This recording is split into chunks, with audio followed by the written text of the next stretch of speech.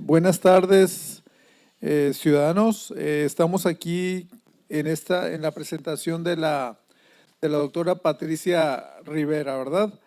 Ella, pues, vamos a decir, a comentarles acerca de su trabajo.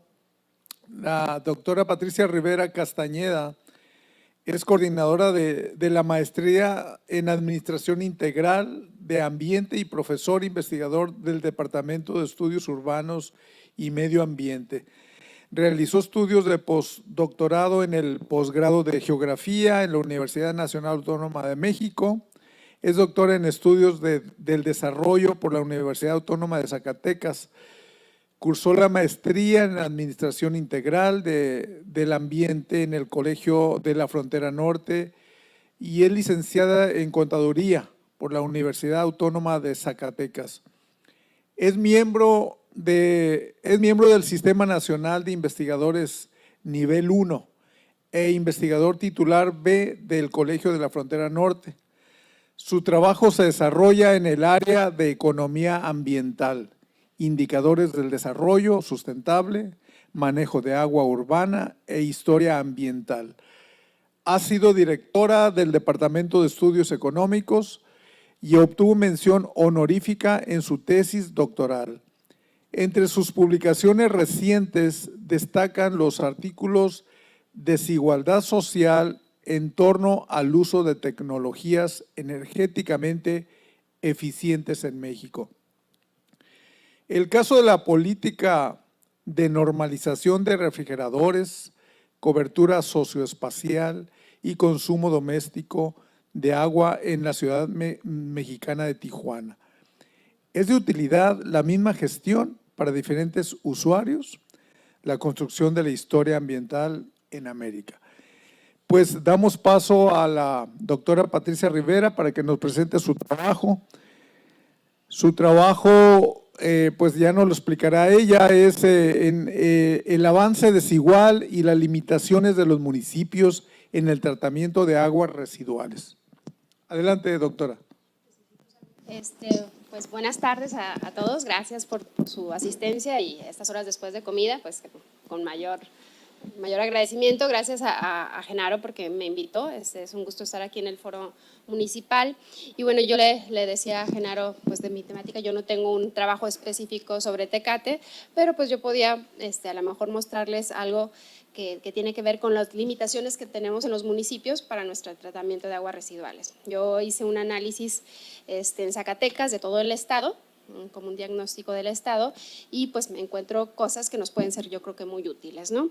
Y de alguna manera mi interés sería dos cosas importantes. Transmitirles a ustedes la importancia que tiene el tratamiento de aguas, es como un panorama general y que a ustedes les quede la espinita de que a lo mejor en esto que ahorita platicábamos, en identificar los problemas de Tecate, pues incorporar este elemento que tiene el tratamiento de aguas residuales que es muy, muy vital y que generalmente lo tenemos un poco relegado por ahí. Y ver qué de la experiencia que yo les muestro les puede ser de utilidad. Esos serían como mis dos grandes ejes de partida, ¿no? Y bueno, primero quiero empezar a señalarles un poquito la importancia. ¿Por qué el agua residual es como una especie de patito feo? Pues porque la poca relación temática que se tiene en la temática general del agua. Generalmente, voy a pasar a esta diapositiva, si nosotros vemos… siempre estamos muy preocupados por tener agua en nuestras casas, ¿no? Que sería la cuestión de abastecimiento. En esta gráfica les voy a poner a nivel nacional cómo van incrementando los porcentajes de agua potable, es el azul, y luego sería saneamiento, y el gris, perdón, alcantarillado, el naranja, y el gris sería el saneamiento, que es a lo que yo me voy a referir. Si nos ponemos a ver, es el que tiene menor importancia, ¿sí? Porque bueno, cuando estamos en nuestra casa, el que nos llegue el agua a nuestra casa es fundamental, ¿no? Sin agua no podemos realizar nuestras actividades, ¿no? El alcantarillado pues también va avanzando paulatinamente. Si nosotros vemos cifras, por ejemplo, ya las últimas del 2015, por ejemplo, de agua potable, pues ya tenemos un 92% a nivel nacional. Si vemos el alcantarillado, 90%, pues estamos altos, ¿no? de alguna manera, aunque Pombo luego les va a mostrar otro panorama de otra gente y otras poblaciones que no entran en estas estadísticas, pero es importante visualizarlas. Y el saneamiento, pues apenas vamos en un 57%, ¿no? En los últimos datos que yo revisé. Entonces, realmente sí es como el que tiene menos importancia en estas cuestiones del agua, ¿no? ¿Y por qué? Pues una de las cosas muy importantes es porque no se generan los votos necesarios, ¿no? ¿Por qué? Porque el agua, las cuestiones de agua son más evidentes. Generalmente también nosotros hay una como desinformación generalizada, no percibimos. Desde el momento en que nuestra agua residual sale de nuestra casa, y no tenemos una fuga de agua residual, por ejemplo, porque las fugas de agua residual son muy molestas, el olor, no podemos hacer nada. Entonces, lo quitamos de nuestra cabeza, ¿no? Lo quitamos de nuestra cabeza porque pues no es algo evidente, ya va hacia el drenaje y pues se lo dejamos a las autoridades como ciudadanos, ¿no? Nosotros simplemente no tenemos el problema ahí evidente y bueno, qué malo que no se trata el agua, qué malo, pero no hacemos realmente nada, ¿no? Y sabemos ahí que se generan problemas de contaminación y todo, pero sí hay una desinformación como alrededor de este problema, ¿no? Y entonces, bueno, ¿cuáles son las consecuencias de estos problemas o de esa poca importancia que se le da al reuso de agua, al tratamiento de agua, perdón? Pues primero la calidad del agua se modifica y esto repercute en los ecosistemas. Por ejemplo, aquí podemos ver el caso de la zona costera de Tijuana. Si algunos fraccionamientos no tratan sus aguas y no se van a las plantas de tratamiento adecuadas, pues van directo al mar. De hecho, yo vivo por esa área y cada ciertos metros hay descargas y hay descargas de aguas residuales que no están siendo tratadas. Es evidente, ese olor es inconfundible. Y encontramos otro tipo de problemáticas alrededor que tiene que ver con el fraccionador, que si el fraccionamiento está o no entregado al municipio, si nos pueden atender o no, pero el problema evidente es que el agua residual se está yendo al mar, que nosotros estamos contaminando y que nosotros mismos somos los usuarios de estas playas, ¿no? Entonces estamos en un problema pues recurrente. Y afectamos también pues las dinámicas de las poblaciones, ¿no? No solo de los animales, sino nosotros mismos, ¿no? Porque a lo mejor si nosotros tuviéramos una infraestructura de calidad donde se tratara el agua, pues a lo mejor nuestras playas serían más atractivas, más turísticas, generaríamos otro tipo de actividades ahí alrededor, ¿no? También se reduce el volumen de agua disponible para consumo. ¿Qué quiero decir? Pues a lo mejor si tratamos un poco mejor nuestras aguas y las utilizamos para el riego de jardines o para ciertas cosas, pues no vamos a estar solo pensando en de dónde obtenemos más agua, porque podríamos reutilizar parte de esa agua, ¿no? Aquí en Tijuana el proyecto Morado, pues hay un proyecto de reutilizar las aguas, pero son porcentajes muy pequeñitos, de 4 a 6%, pero realmente esto no ha ido creciendo, ¿no? Y entonces también pasa otra cosa muy importante, que no solo tenemos problemas de contaminación, que tiene que ver con las repercusiones a nosotros mismos, sino también utilizamos esas aguas a veces indebidamente, por ejemplo en la agricultura, ¿y qué pasa? Pues terminamos teniendo problemas de salud. Entonces ahí está como esos vínculos que no nada más es contaminamos especies, no solo que nosotros mismos nos generamos problemas, sino que la salud y otros elementos sociales también están muy, muy involucrados, ¿no? Y aquí simplemente les pongo un par de citas. El 80% de las aguas residuales producidas en el mundo se descargan sin tratamiento en cuerpos superficiales. Eso es un dato de la Organización Mundial de la Salud de 2014, entonces podemos ver esta relación, ¿no? Y también cómo una buena parte de ecosistemas marinos pues se ven afectados por estos problemas de contaminación que generamos al no tener un adecuado tratamiento de nuestras aguas. Entonces, bueno, yo le preguntaba a Genaro aquí cómo estaba la situación de Tecate, porque yo realmente pues he estudiado mucho y no sé, pero bueno, yo lo que quiero hacer es mostrarles un poquito lo que encuentro en otro sitio para que ustedes les dé como ideas de por dónde se podría ir. Pero bueno, les presento como un índice de lo que voy a presentar, pues sería mi introducción, mi objetivo, marco conceptual, metodología, hallazgos y lecciones. Y lo que más me voy a centrar va a tener que ver en la parte introductoria de plantearles por qué es un problema y ver cómo ese panorama general y en los hallazgos y en las lecciones que nos pueden ser útiles, ¿sí? Bueno, voy a empezar hablándoles un poquito del panorama del saneamiento a nivel mundial, porque pues no es un problema nada más de las ciudades abarrotadas o de los municipios abandonados sin plantas, es un problema global, ¿no? Y pues el tratamiento a nivel mundial está relacionado con los ingresos. A los países de ingresos más altos tratan alrededor del 70% de sus aguas. Los países medios altos, el 38%, y los medio bajos, 28%. O sea, podemos ver que hay un rezago mundial muy, muy grande. América Latina, encontré que solo tratan el 20% de sus aguas residuales.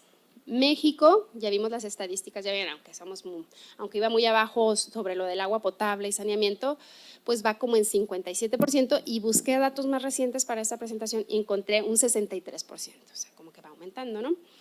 Y el Zacatecas, el sitio que les voy a presentar, todo el estado sería alrededor de 65%, ¿no? En el lado derecho les pongo un poquito cómo ha ido incrementando el número de plantas de tratamiento, o sea, que también sí hay incrementos, sí hay mejoras, ¿no? Si comparamos el año de 1992 con 394 plantas y lo comparamos con el 2017 con 2.526, pues vemos que ahí vamos, ¿no? Que vamos mal, todavía las estadísticas nos dicen todavía no vamos muy bien, pero pues tenemos muchos retos ahí, ¿no? Entonces, esta otra diapositiva que les pongo me parece muy interesante porque al ver un mapa, en ver el promedio de saneamiento a nivel nacional, pues nos dice mucho, ¿no? Por ejemplo, Zacatecas, que es el estado del centro, que voy a manejarles de ejemplo, está como un nivel intermedio de 57 a 75% de sus aguas trata, y Baja California, que es nuestro estado, pues está en mejor rango. Sí, trata más de sus 75%, pero bueno, claro que esto tiene que ver con la planta binacional, que nos trata el agua de Tijuana y bueno, con otro tipo de elementos que yo no voy a retomar aquí, pero pues es importante que lo vean. En la parte derecha tengo unas estadísticas que nos hablan de las aguas vertidas contra las aguas tratadas.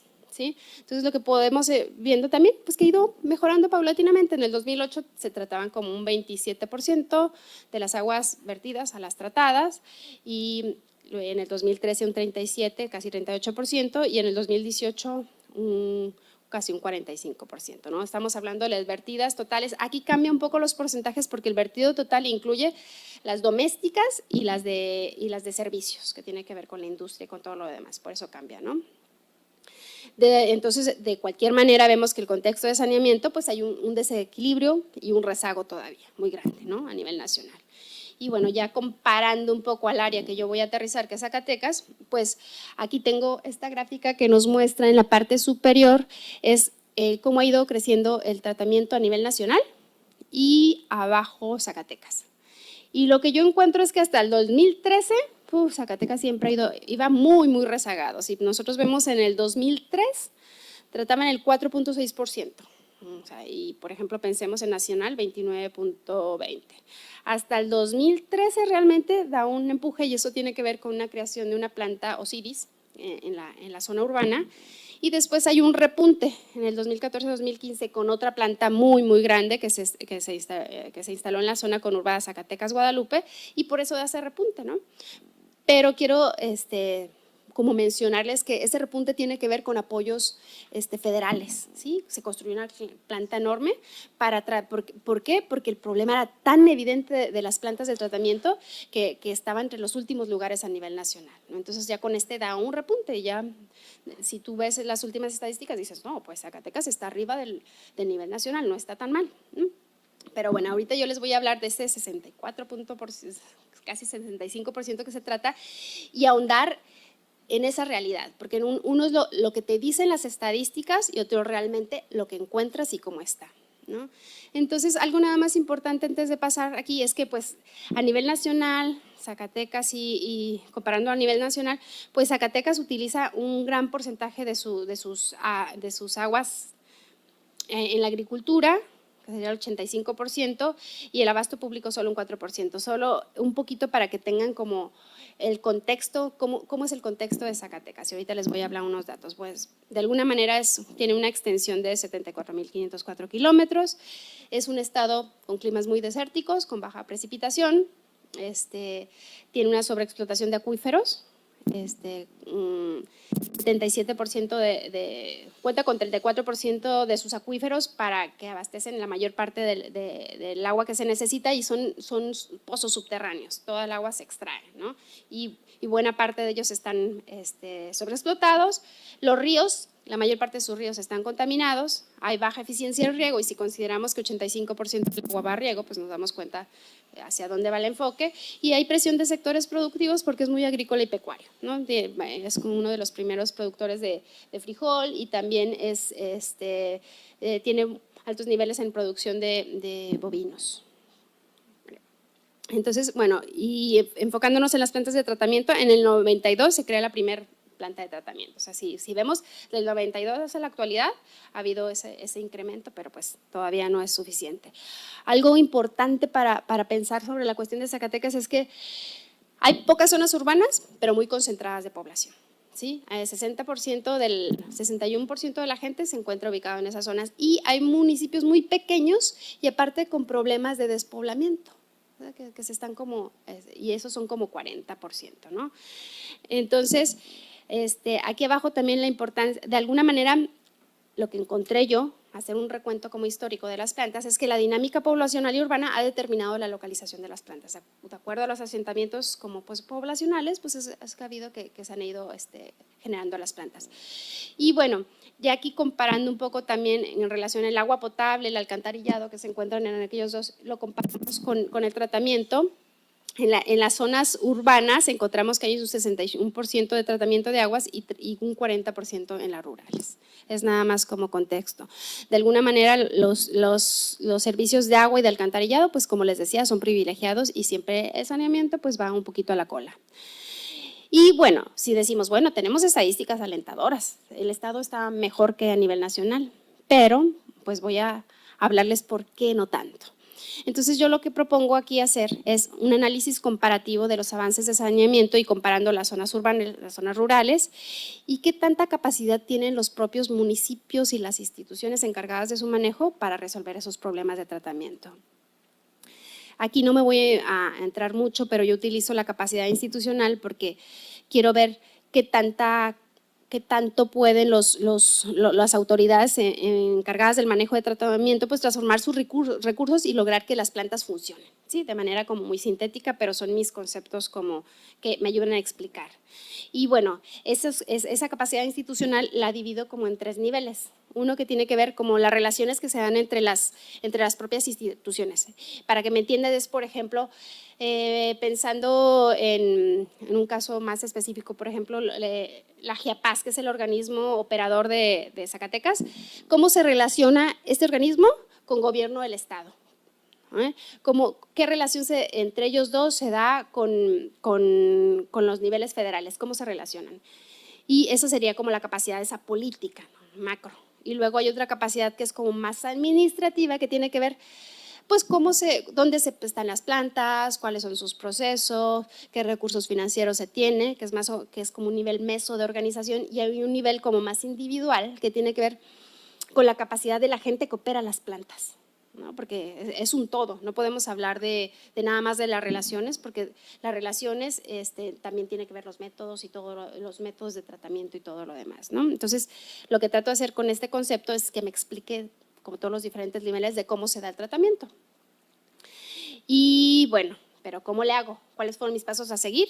Pues primero hago una revisión como normativa. ¿Por qué? Porque dependiendo de las leyes y de las normas es los grados de avance que se dan, ¿no? En las instituciones es a lo que están obligadas, por ejemplo. Después hago como un recuento cronológico con énfasis en los procesos de cada uno. ¿Y eso qué quiere decir? El insumo aquí fue un inventario de las plantas de tratamiento y quiero hacer mención aquí que hay una chica que se llama Fabiola Rivera, que es como inventario, porque lo que hablamos con Pomo un poquito antes de empezar aquí era que hay muy poca información. Y este inventario lo generó una chica, fue su tesis de maestría, y entonces ella lo que hizo fue ir a visitar todas las plantas de tratamiento del estado, georreferenciarlas y ver en qué condiciones estaban.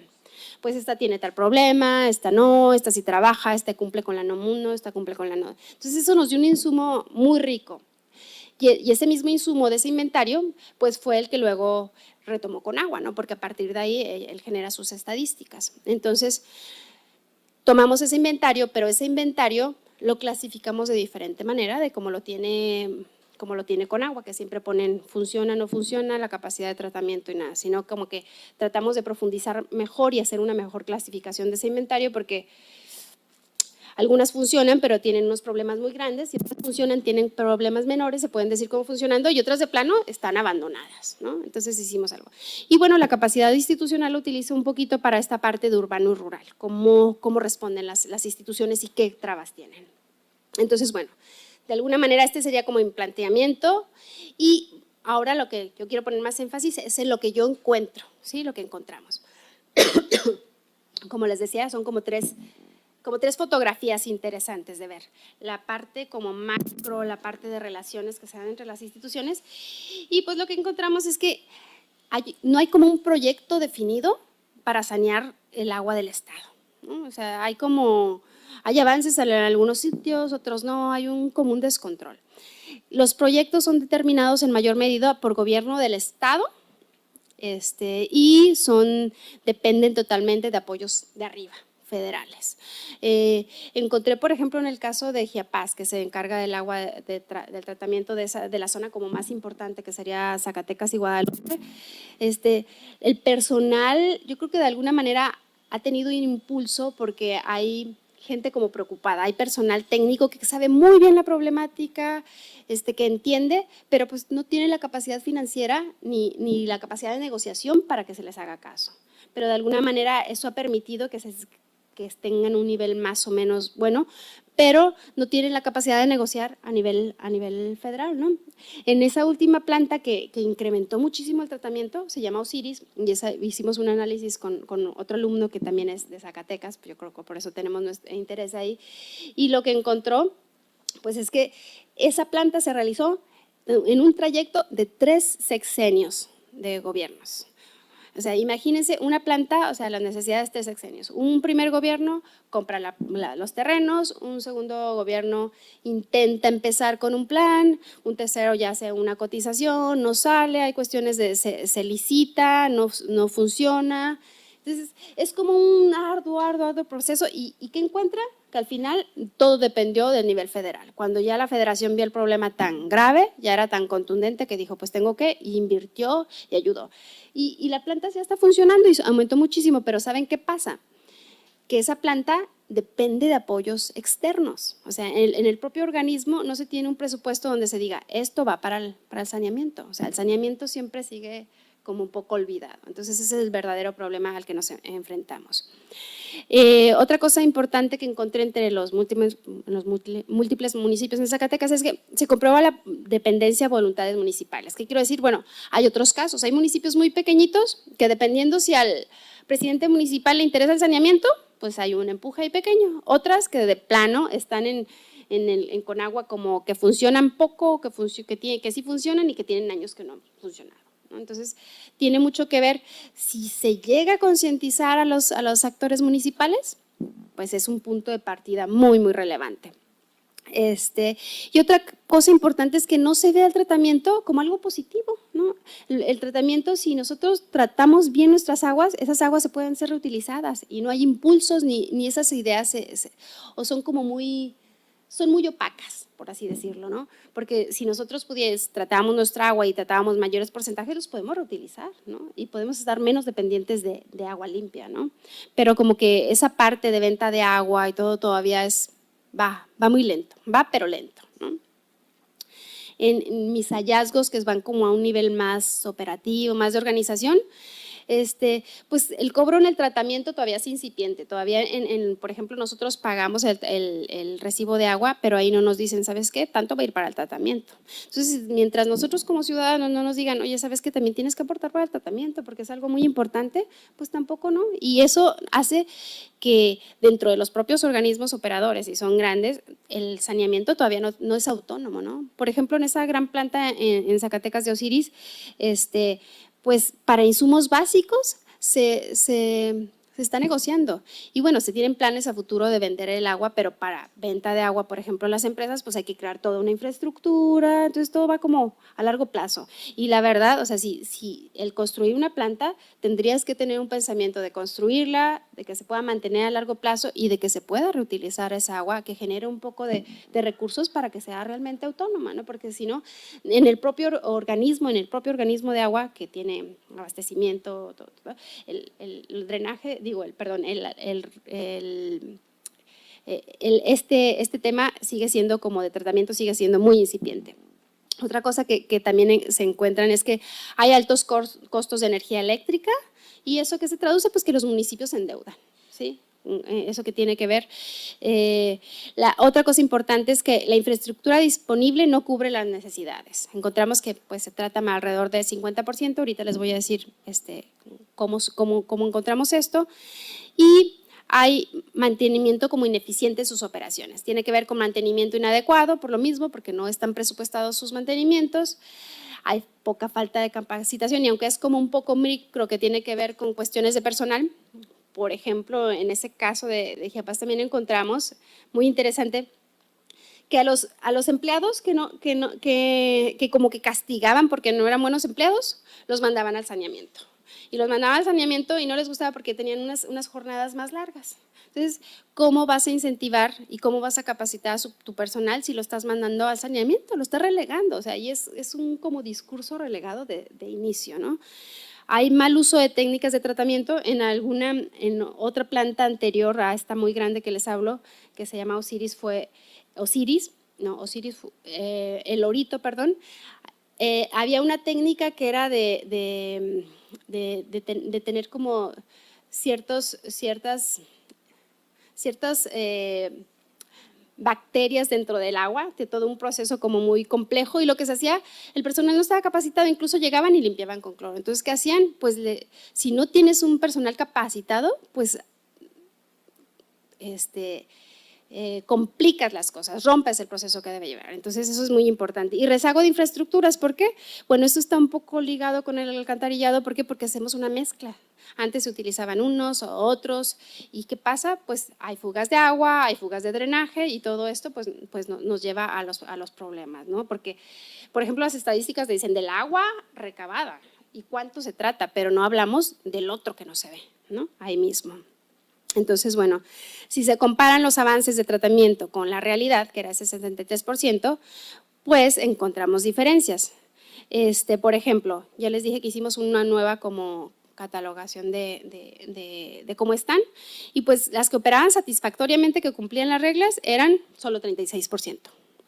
Las que operaban aceptable pero no óptimo, pues un 14%. Ahí es un 50% realmente lo que se está tratando bien, no ese 60 y tantos %. 33 operan con deficiencias y las calificamos como deficiencias mayores porque les faltaba mantenimiento, estaban asolvadas, necesitaban construir ciertas áreas para terminar bien el proceso, eran propensas a inundaciones. A veces en unos municipios se construyen en áreas que no deben construirse, ¿no? O tienen problemas financieros o incluso en ciertos municipios está construida la planta, pero estaban convenciendo para que se incorporaran los usuarios. O sea, es como un abanico muy diferente de lo que se enfrentan unos municipios como urbanos, otros rurales, pero realmente pues tenemos problemas, ¿no? Y bueno, pues entre estos hallazgos, pues que hay disparidades en la ubicación de las plantas, ¿no? Y todo esto está muy relacionado pues con la baja recaudación que yo ya les había dicho. Si no hay una recaudación suficiente, pues no hay recursos suficientes para el tratamiento, de plano, ahí va. Entonces hay una tendencia a plantas de mayor capacidad, así como plantas muy grandotas que bajan recursos desde la federación, pero no consideran su mantenimiento en el largo plazo y estas pues van ahí truncadas, ¿no? Van, pero truncas. Operan satisfactoriamente solo 24%. De este 24%, 79%, bueno, casi un 80% están en poblaciones urbanizadas. Entonces, vemos que el enfoque es al urbano, generalmente donde están las necesidades ahí, que responde un poco a la dinámica del Estado, ¿no? Y de esas 80%, 50% en poblaciones superiores a 10,000 habitantes. Hay privilegio donde hay más gente, están las plantas.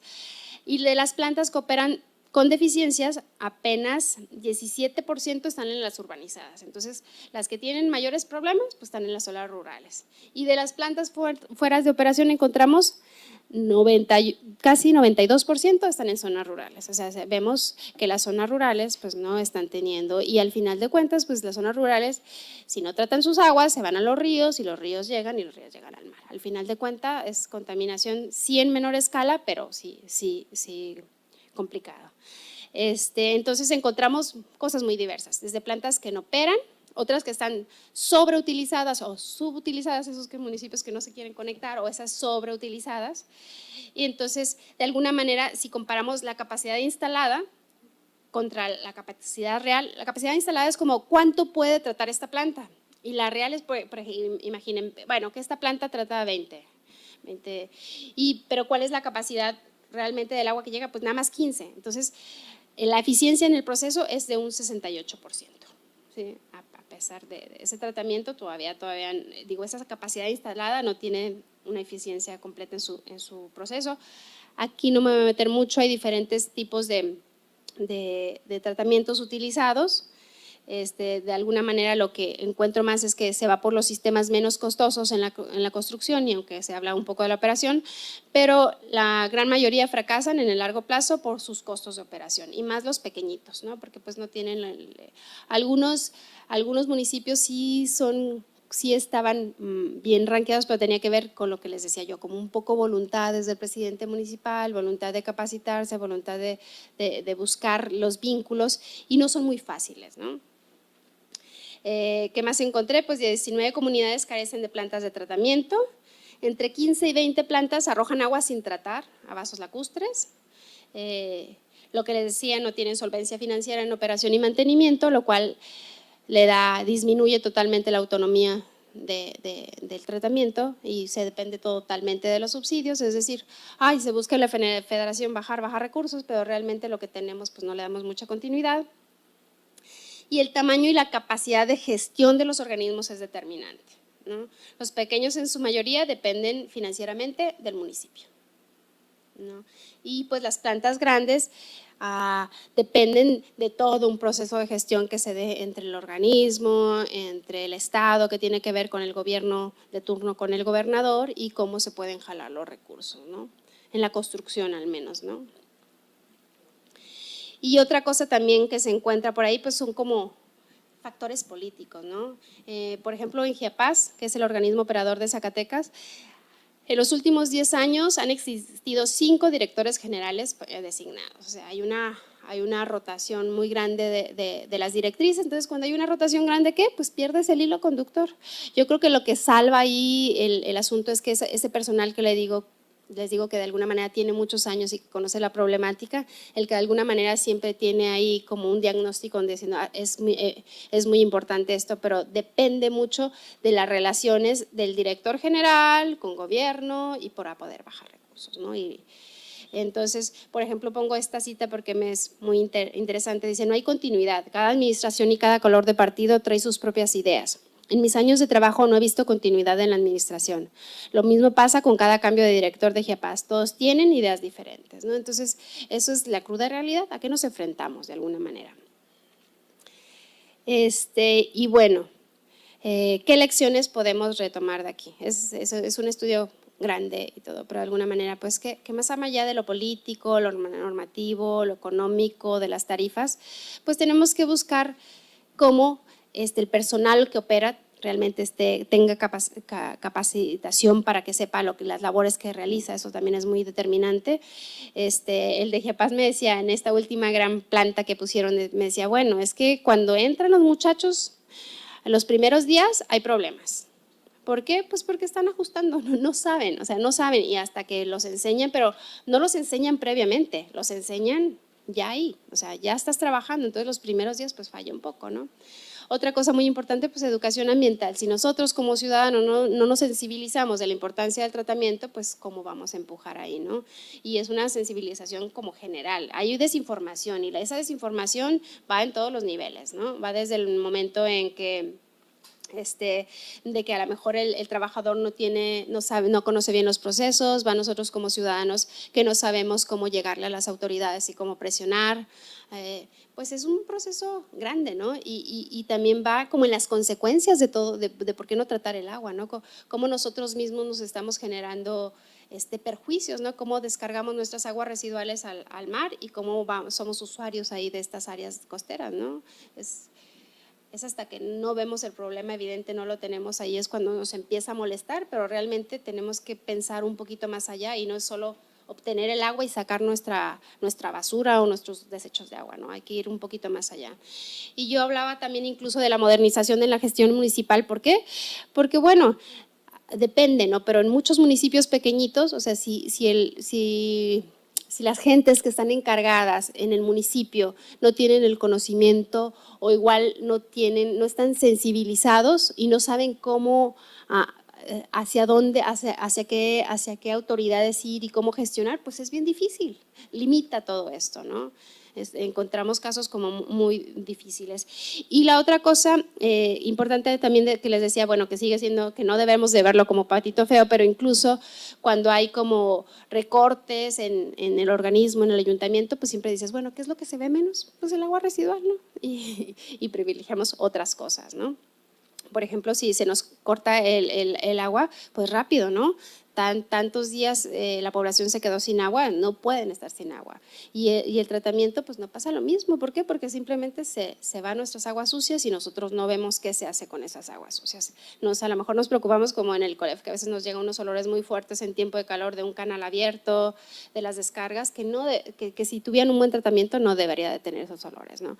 Y la otra cosa como muy, muy importante tiene que ver con las limitaciones de información. El último punto sería como las limitaciones de la información. ¿Por qué? Pues porque lo que decimos, una cosa son, por ejemplo, los datos estadísticos que nos dicen cómo vamos, pero realmente lo que hablábamos con Pombo es, si tú realmente quieres saber cómo está, casi tienes que ir a construir. Tienes que ir a construir los datos. De alguna manera, yo creo que el caso de Zacatecas está siendo un poco afortunado porque hay una chica que ahora es funcionario público, pero que empezó a trabajar desde cero, a ver cómo están las plantas, a construir, pero no es fácil, ¿no? También estar en gobierno tampoco no es tan fácil como ciudadano decir, es que el gobierno tiene la culpa. Yo creo que tiene ciertas responsabilidades, pero también es muy importante pensar que el abastecimiento y el tratamiento de aguas simplemente a los municipios no es una tarea fácil, ¿no? Los municipios todavía no se tienen la capacidad, entonces no tiene ningún sentido decir, ay, bueno, el municipio tiene que abastecer de agua y tiene que darle tratamiento de agua y luego si no trata el agua se le van generando multas y después condonarle las multas y bajarle proyectos. Pues esa no es la solución, ¿no? Sino tendríamos que ver, pues, en qué medida se pueden generar otro tipo de obras donde que el municipio sí las pueda darle seguimiento. Entonces, pues realmente hay una tarea grandísima. Simplemente es un diagnóstico y yo creo que sí hay muchos elementos que nos pueden ayudar para reflexionar, ¿no? El primero sería nada más es ver que la problemática es muy grande y segundo, ver cómo está, por ejemplo, para el caso de ustedes, cómo está su planta, quiénes son los actores, cómo se puede mejorar y eso sería como mi idea, ¿no? de lo que les podía ser útiles. Y pues muchas gracias por su atención.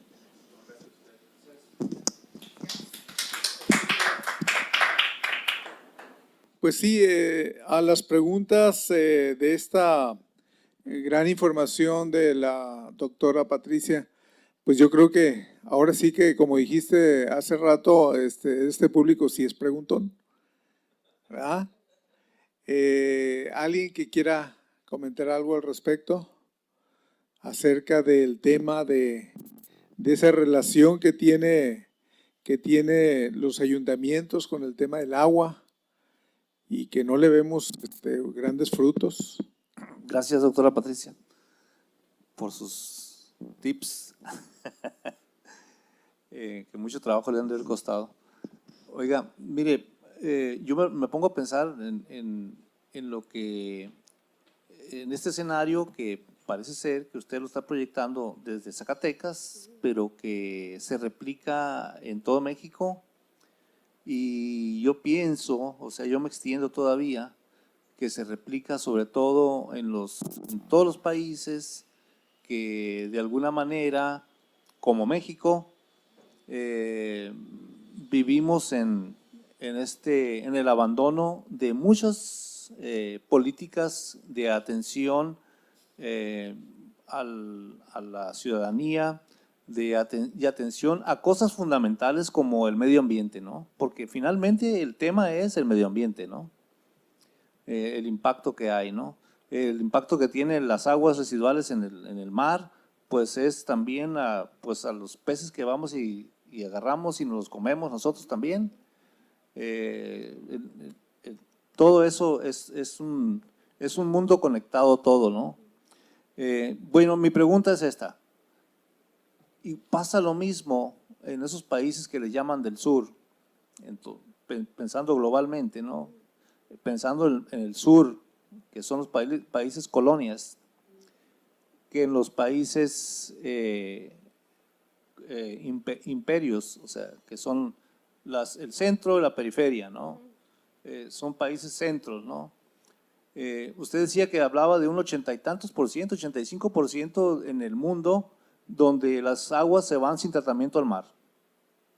Y eso me dice a mí de que también en los países que tanto se presume de que son muy desarrollados, también como que negocian con los dueños del dinero, los dueños del poder, son los que ponen y quitan presidentes, y que sus relaciones permean hasta a todas las administraciones municipales en todos los países.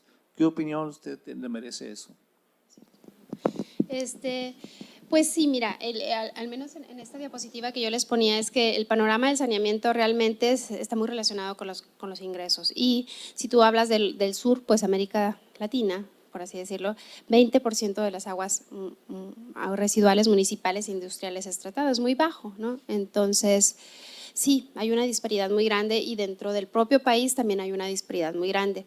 Por ejemplo, lo que yo estoy hablando es de estadísticas, de los datos que encuentra con agua, de lo que nos dice cuánto ha avanzado a pesar de los rezagos que se ven muy grandes.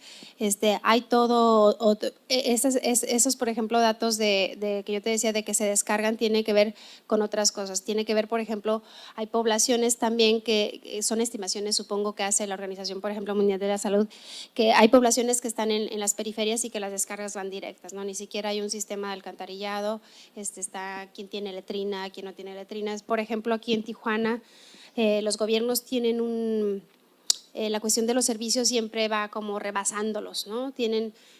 Hay asentamientos irregulares y luego pasa el tiempo y pues ya se va abasteciéndole los servicios y se va incrementando, pero parece es como una dinámica compleja, ¿sí? Entonces, en todas estas estadísticas no están todo un número de población que arroja sus residuos totalmente a los ríos.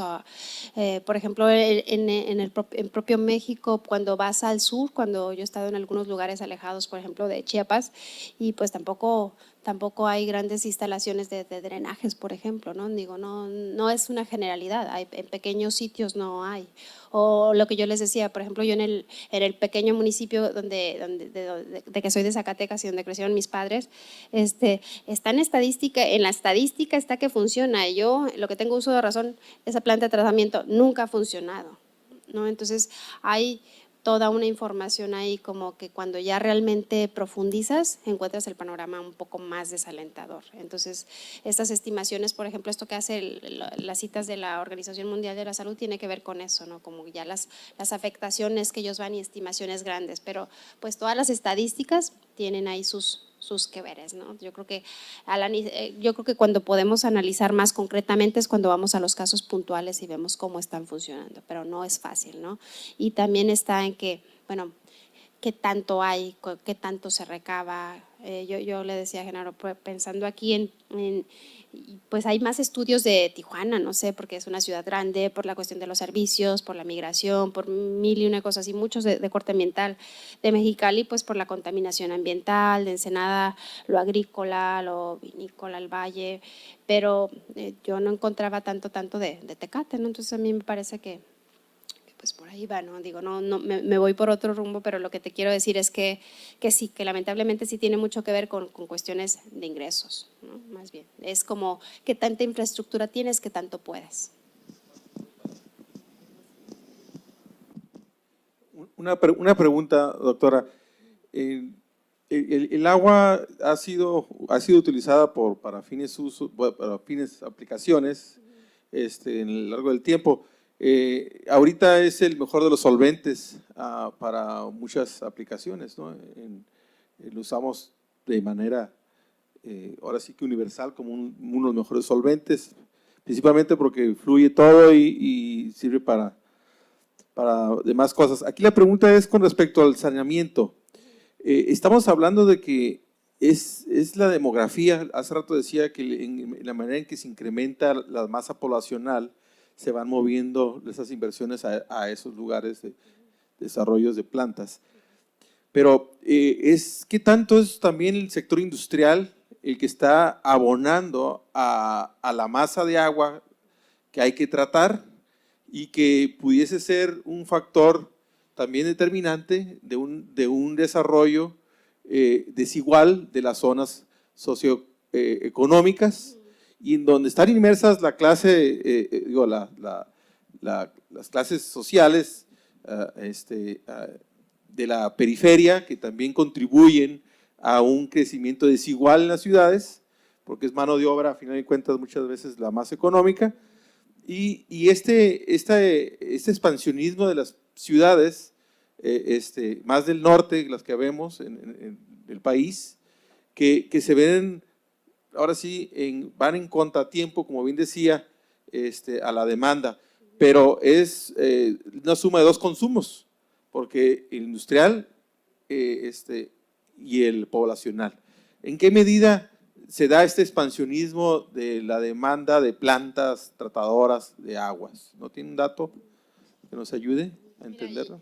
Yo de alguna manera en este trabajo yo me enfoqué exclusivamente al saneamiento de las aguas residuales domésticas y todo la información que yo tengo. Sin embargo, sí es muy importante incluir por ejemplo, lo industrial, pensando, por ejemplo, en Zacatecas está instalada la Corona, que es una de las plantas, bueno, hasta hace tiempo, no sé si todavía, por ahora la de Mexicali, pero era la más grande de Latinoamérica, ¿no? Y está instalada en una zona, como yo les decía, con características de aridez, con acuíferos sobreexplotados, y se permite, ¿no? Se permite. Y de alguna manera en mi análisis yo no lo tengo incorporado, pero sí es muy, muy, muy importante, ¿no? ¿Por qué? Porque se pueden generar toda una serie de competencias y de problemas. En mis colegas, por ejemplo, Alfonso Cortés habló de la cervecera en Mexicali y Pombo nos habló hace poco de la desalinización en la parte agrícola en la Baja y pues en la parte de San Quintín y toda esta parte y es muy evidente cómo se privilegia a las empresas grandes o las empresas grandes van como cooptando un poco las cuestiones de agua y sin embargo el problema es que las repercusiones, la contaminación, los problemas de abasto repercuten en esta parte que tú señalabas de inequidad, ¿no? De quiénes son, por ejemplo, en el Valle de San Quintín, quiénes son los más afectados, pues la población que llega y que está ahí, ¿no? ¿Por qué? Porque de alguna manera las empresas grandes, las más grandes sobreviven, unas cuantas se van y los más afectados sigue siendo la población. Entonces, en esa parte que yo les hablaba de relaciones que se dan entre los encargados del manejo del agua, ya sea de abastecimiento, de tratamiento, de desalinización, con gobiernos y con personajes como del área industrial o empresarios, pues es muy importante y es detonante realmente, ¿no? Eso es lo que yo te podría decir. Bueno, pues yo quisiera hacerle una pregunta igual. Hablaba usted de los ríos contaminados pues en el país, pero hablaba usted de Zacatecas principalmente. Me imagino yo que es acerca de las minas, ¿no? La contaminación, una de las principales contaminaciones. Que lo que yo veo en lo general es que el gobierno hace lo que le llamamos nosotros las negociaciones con las grandes empresas, ¿no? Y violentando el derecho humano al agua tal como lo maneja la misma Constitución. Entonces, a mí me gustaría que usted nos diera una opinión de cuál sería la manera más clara desde su punto de vista cómo deberían de estar funcionando estos organismos como CONAGUA y cómo nosotros como ciudadanos podríamos interferir o intervenir en la mejor forma de estar vigilantes sobre este tema del agua, ¿no? Porque al final de cuentas, pues los afectados somos nosotros, las grandes empresas o los grandes empresarios simplemente se van cuando ya se contaminaron los ríos, las aguas o dejaron todo un desorden, ¿no?, ambiental. Entonces, nosotros aquí este tipo de foros, eso es lo que pretende, que hagamos un análisis profundo de lo que nos pasa. Y pues si usted nos pudiera dar una idea desde su punto de vista acerca de cómo podríamos tener una relación más sobre este tema entre sociedad y gobierno, ¿no? Bueno, voy a como partir mi comentario en dos. Uno, lo que te decía de los ríos contaminados y la minería en Zacatecas, de alguna manera cuando yo me vine al COLEF, hice una maestría y después regresé a Zacatecas, hice el doctorado, y yo quería llegar a ver cómo estaba el estado en relación a cuestiones ambientales, a desarrollo sustentable, ¿no? Entonces ahí fue cuando yo empecé a buscar estadísticas para ver cómo estaba toda la parte ambiental. Y finalmente, con la poca evidencia que yo encuentro, me pongo a hacer una especie de capítulo de historia ambiental que tiene que ver con la cuestión minera para poder entender por qué tenemos estos niveles de degradación. Entonces, lo que tú me preguntas es como muy interesante. ¿Por qué? Porque, por ejemplo, en Zacatecas yo podía ver que los ríos están contaminados, tú sabes qué tipo de residuos se van al mar, tú sabes los desechos que da el centro de salud, lo que sea, pero hay un estudio en el estado, por ejemplo, de que te habla de la contaminación. ¿Y tú qué haces? Pues bueno, tú puedes decir, bueno, los ríos están muy contaminados porque tienen más o menos los mismos desechos y todo, pero realmente no hay como estadísticas muy concretas. Pero, por ejemplo, el caso de la propia ciudad, que es un río que atravesaba la ciudad, es el ejemplo más contundente y evidente. ¿Por qué? Porque ese río, el río de la Plata, así se llama en Zacatecas, se iban ahí, en tiempo atrás era la cloaca abierta. Ahí se van todos los desechos y atravesaban y iban a parar a una planta que se llama, una laguna que se llama la Zacatecana.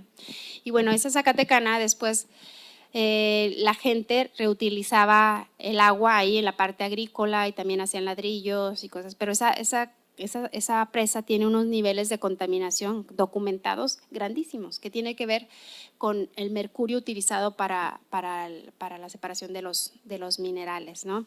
Entonces, hay un trabajo muy bonito, cualitativo, que habla de cómo es percibida esa presa y la Zacatecana la ven como un tesoro. ¿Por qué? Porque ha habido muchos estudios que se han hecho sobre la zona. ¿Por qué? Porque hay interés de las empresas de recuperar ese mercurio, por ejemplo, y de tener intereses económicos. Y la población no ve los daños evidentes que está teniendo, ¿no?, en utilizarlo para la agrícola y los efectos en la salud que tiene, ¿no? De alguna manera, como Zacatecas ha sido surge Zacatecas por actividad minera, entonces pues el que los mineros no duren tanto tiempo, de que se generen como asentamientos como Beta Grande en zonas mineras con un montón de problemas, es como algo cotidiano, y la propia percepción de la población no era de un problema, era como que tienen un tesoro ahí que ha sido muy estudiado, entonces es como paradójico cómo se percibe y cuáles son los problemas reales que se tienen, ¿no? Y lo otro que me dices de cómo ciudadanos, pues la verdad si yo supiera eso sería la pregunta del millón, porque yo creo que lo que necesitamos son como esos canales, esos vínculos para lograr generar convergencia, ¿no? Cómo nosotros a lo mejor que tratamos de analizar ciertos casos concretos, cómo nuestros estudios realmente sean útiles para la población y cómo para la población podamos seguir presionando y ver cómo las autoridades de Conagua o de las municipales puedan también tener elementos para presionar y tener mejores recursos, ¿no? Pero no es un camino muy fácil, pero yo a lo que lo apuesto más es como a la organización social, ¿no?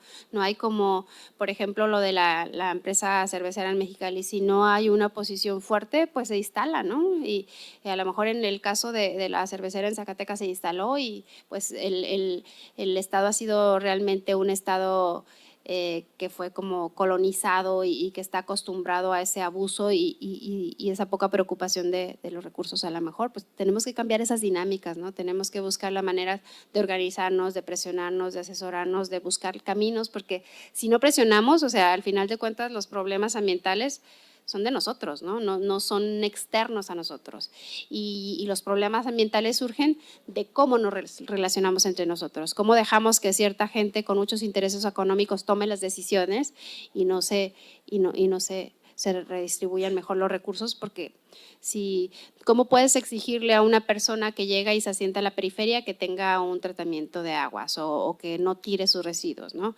Cuando el propio municipio, nosotros como fraccionamiento reunidos íbamos y queremos que nos atiendan y ellos nos dicen, ¿sabes qué? Tenemos una ley, cambios en las leyes que a partir del 2009 si nosotros ayudamos a fraccionamientos particulares nos van a sancionar porque tenemos que irnos con los públicos, ¿no? Entonces tenemos que picar piedra, tenemos que hacer cambios de leyes, tenemos que presionar y tiene que ser evidente la problemática y tenemos que pensar que el agua que se va de nuestra casa que no es nuestro problema, sí es nuestro problema.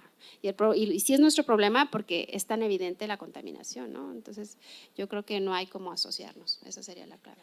Pues sí, así es, doctora. Yo creo que su respuesta fue muy clara. Nos hace aludir al tema de la participación ciudadana como solución. No hay otro camino. ¿Alguien más quisiera participar con una pregunta acerca de lo que trató, acerca de las aguas residuales, que es un gran problema? Por lo que veo, aquí terminaría entonces nuestra participación de preguntas. Y le queremos entregar, doctora, este documento acerca de su… perdón. Permítame un segundo porque ya necesitamos lentes siempre. Mire, le vamos a entregar por su participación, este documento que dice Foro Social Municipal, con la necesidad de llevar a los ciudadanos a la oportunidad de encontrarse y mostrar su situación frente a sí mismos, pensar cómo medirse y compararse con otros tiempos y con otras comunidades. El comité organizador del primer Foro Social Municipal en representación de la ciudadanía asistente otorga constancia como conferencista a la doctora Patricia Rivera Castañeda por su participación con la ponencia El avance desigual y las limitaciones de los municipios en el tratamiento de aguas residuales, caso de estudios Zacatecas, que es el que nos mostró, realizado los días 27, 28 y 29 de septiembre del 2019, con sede en el Centro Cultural Tecate, Secutec. Representantes de los ciudadanos con los organizadores del Foro Social Municipal, firman el señor ingeniero Luis Jiménez, el señor Genaro López y el señor Ángel Vela como vocero de este Foro Social Municipal. Pues gracias por su participación, doctora. Y aquí la esperamos para la próxima